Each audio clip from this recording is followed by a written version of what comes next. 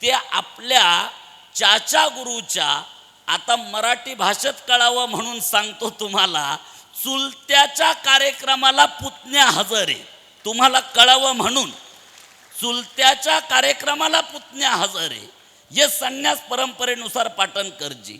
कारण महाराज हे संन्यासी होते. तुम्ही त्यांच्या पूर्व आश्रमाच्या परंपरेचे तुम्ही त्या ठिकाणी वंशज आहात, वारस आहात. मात्र संन्यास परंपरेचे वारस खऱ्या अर्थानं आम्ही बसलेले सगळे संत महापुरुष आहात. आणि म्हणून ही जी परंपरा आहे, पूज्य महाराजजी तसा जर विचार केला तर राज परिवारामध्ये ज्यांचा जन्म झाला, पूज्य महाराजींचा साधना, तपश्चर्या आणि योगायोग बघा कसा आहे. दिलीपराव शिंदे साहेब, योगायोग असा आहे, पूज्य जनार्दन स्वामींची सुद्धा साधना करताना त्यांनाही अपंगत्व आलं आणि पूज्य महाराजांना सुद्धा साधना करताना अपंगत्व आलं. हे किती साम्य आहेत. आणि खऱ्या अर्थानं जगद्गुरु जनार्दन स्वामींची समाधी 89 सालामध्ये झाली. पूज्य जगद्गुरु शांतिगिरीजी महाराज उत्तराधिकारी विराजमान झाले. त्यानंतर पूज्य जगद्गुरु शांतिगिरी महाराजांना गुरुस्थानी जो अत्यंत महत्त्वाचा आणि मोठा आधार होता, तो पूज्य विश्वगौरव विभूषित आदरणीय गगनगिरी महाराजांचा त्या ठिकाणी होता. जोपर्यंत महाराज शरीर रूपानं होते तोपर्यंत जनार्दन स्वामींचं कोणतंही पुण्यस्मरण असो जे महाराजांच्या उपस्थितीतच झालं, असं एकही पुण्यस्मरण किंवा एकही मोठा कार्यक्रम राहिला नाही का ज्याला महाराजांची उपस्थिती नव्हती. आणि म्हणून आज जरी महाराज शरीर रूपानं नसले, पण त्यांच्या शक्ती सामर्थ्यानं आणि त्यांच्या आशीर्वादानं पूज्य महाराजांचा आशीर्वाद आपल्या सर्वांवरती त्या ठिकाणी आहेत.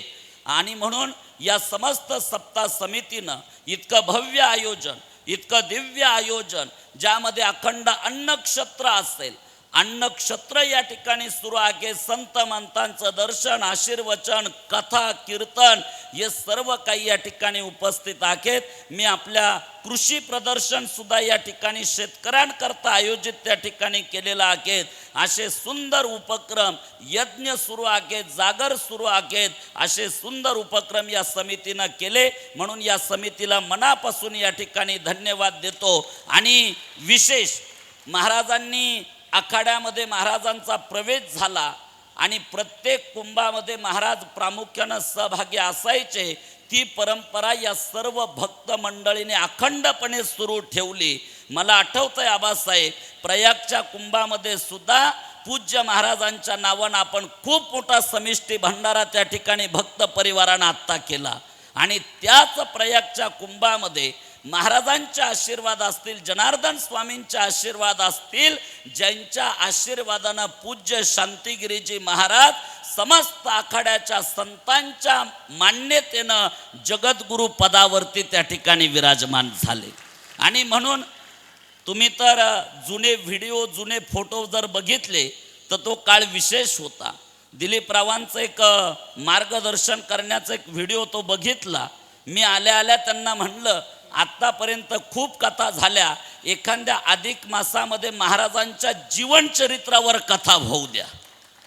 आणि ते इतके उत्कृष्ट बोलता, इतकं सुंदर ते सांगता. मला नक्कीच वाटतं लग्न वगैरे याच्या अगोदर जर तुम्ही महाराजांच्या सानिध्यात असते तर माझ्या मते तुम्ही बाबा लोक बनले असते. पण हरकत नाही, समय से पहले और भाग्य से अधिक किसी को कुछ मिलता नहीं. मात्र नक्कीच तुम्ही सर्वजण प्रपंचामध्ये राहून हे कार्य त्या ठिकाणी महाराजांचं करताय. या कार्याला खूप खूप मनापासून आपल्याला धन्यवाद या ठिकाणी राहतील. आणि खऱ्या अर्थानं तुम्ही बघा, महाराजांच्या प्रती असलेली श्रद्धा, महाराजांच्या प्रती असलेलं प्रेम, आज इथं तुम्हाला आशीर्वाद देण्याकरता बाबांची उपस्थिती नाही, खऱ्या अर्थानं महाराजांचा आशीर्वाद घेण्याकरता पूजनीय शांतिगिरी बाबांची उपस्थिती या ठिकाणी आहे. आणि म्हणून महाराजांची जिथं खोपोलीवरनं आपली दर्शन मूर्ती आलेली आहे तिचंही पूजन दर्शन त्या ठिकाणी केलं. आणि 3 वर्षानंतर या सप्त्यात आल्यानंतर आबासाहेब एक प्रकारचा महाराजांचा आशीर्वाद आणि महाराजांची ऊर्जा देव देश धर्माचं कार्य करण्याकरता त्या ठिकाणी मिळते. म्हणून आज पूज्य जगद्गुरु स्वामी शांतिगिरी महाराजांची उपस्थिती या ठिकाणी आहे. प्रामुख्यानं